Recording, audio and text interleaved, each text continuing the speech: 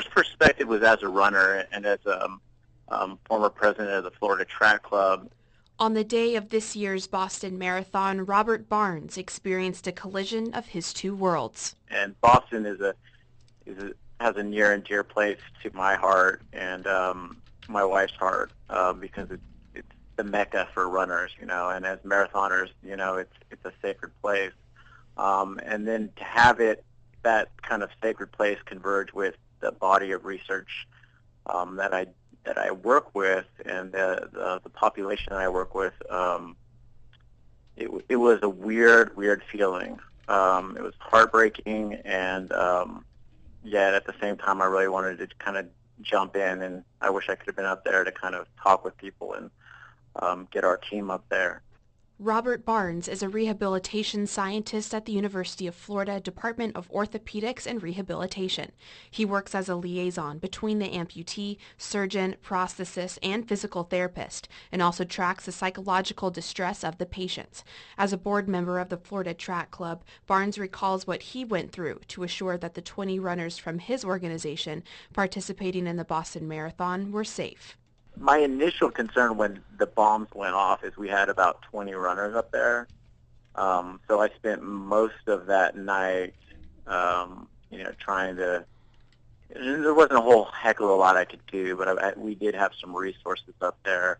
We were just trying to hunt down our runners that were up there to make sure, A, that they were okay, and B, that they had somewhere to stay, those kind of basic needs thing. And then about 10 o'clock or 11 o'clock at night, I got email, I think, from our last guy that I hadn't heard from that he was okay. But it was an immediate, like, no, this didn't happen. This is our sacred place for marathon runners. And then once it did happen, it kind of immediately went into, okay, how do we figure out if everybody's okay? And then I had time to reflect kind of as on my profession as a kind of rehabilitation scientist working with psychological distress. Approaching last week's terrorist attacks as a professional allowed Barnes to better understand the road ahead for those physically harmed by the bombings. I don't perform surgery, but I observe most of, not all, our amputations if I'm on. So I see patients from literally amputation all the way through their in-clinic visits with Dr. Sebastian. So what typically happens is they'll have an amputation. Most of our amputations are below the knee amputees, and they'll come back. They'll be discharged about 3 or 4 days after the hospital. Some of them go to rehab facilities. Some of them go home, and then they come back to our actual clinic in about 2 weeks. And then I work with them from that point also on till when they get their leg. And usually they check in at least once or twice a year because that leg or the stump is constantly changing. So it's and they need to kind of keep their script up with their orthopedic surgeon so that their prosthetist can take care of their leg. Barnes says treating trauma patients is a realm of its own in that each patient requires counseling and consulting prior to any amputation. So the trauma amputee is a little bit different because we know that when we can prepare the individual for the amputation ahead of time by giving them information, by counseling them, by working with them, they do a lot better. Barnes says that sometimes removing the limb can be part of the healing process, while leaving the injured limb intact can sometimes hinder any emotional progress. It doesn't do a lot of good to save a limb if they're not going to use that limb because of psychological distress. So even amputation can help with the process of healing? Oh, definitely. So it's not a constant reminder of seeing these wounds on your arm, on your leg. Exactly. And that's something we really preach, is that the amputation itself is a turning point. We can use that as a springboard for moving forward as opposed to focusing on the past and the injury. And I would hope that those 3 or 4 cases that the chief up in Boston was talking about. I would hope that they would have that, be able to have that discussion with those folks.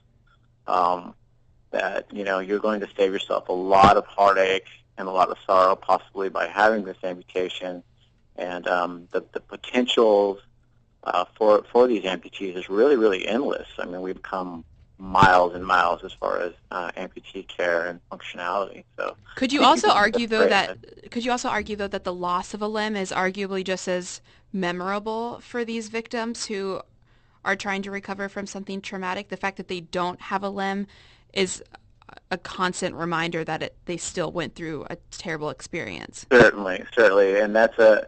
I mean, they have they have a lot of issues going on there psychologically. I mean, there's the issue of losing the limb. There's the issue of being attacked. There's the issue of anxiety is really dealing with. We define it as really dealing with the unknown, and there was a whole heck of a lot of unknowns that were thrown on these people all at once.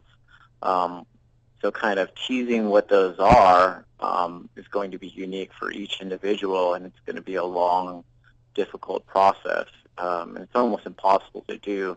So I think, the more you can get them focused in on the process of healing in this case, and not the outcome of I've lost my leg and life is over, the much better they're going to do. Barnes works alongside trauma patients from the time they are told their limbs need to be amputated to attending checkups years after the procedure. He says that the process as a whole is transformational for the victims, both physically and emotionally. We see a transformation in people, and we have some equally horrible stories, obviously coming through the ER and the trauma department, but you see these people's lives kind of spin out of control when it happens, and then slowly kind of rebuild and become very, they have got a testimony now, and they're advocates for our mantra in the clinic, which is movement is life. And so, if we can get them up and going, they all want to be advocates. They all want to talk to fellow amputees. They all kind of want to really, really get the message out there that amputation is not death. It's just a new starting point for life. Improvements in technology are allowing bombing victims to have hope. Dance instructor Adrienne Haslett Davis lost her foot in the bombings just above her ankle. Despite the fact that she will be wearing a prosthetic, she is determined to dance again. For Florida's 89.1 WUFT-FM, I'm Leah Harding in Gainesville.